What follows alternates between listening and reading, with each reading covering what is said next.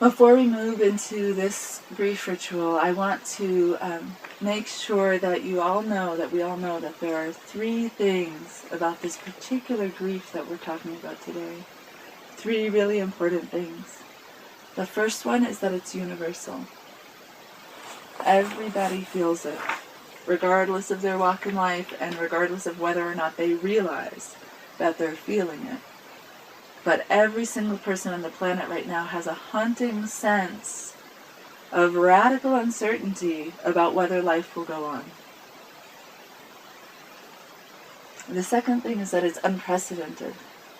Never before in the history that we know of has it been like this. Our ancestors faced war and plague and famine and all sorts of hardships. They had grief, they had deep grief. But there was always an understanding and an assumption that life would continue on.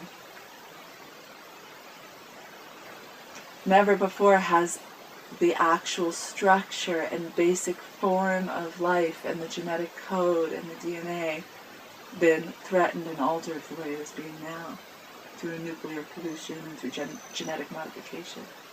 Never before has, as far as we know, has it looked like the water's going to run out, the clean water available to us that's necessary to sustain life. This is unprecedented. In the history that we know of, this has never happened before, and this is a huge loss. It's a truly scary thing to face. The third thing to know about this grief is that we tend to block it.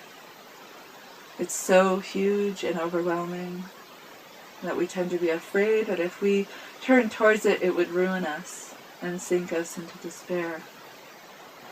This suppression is widespread, and it renders us useless.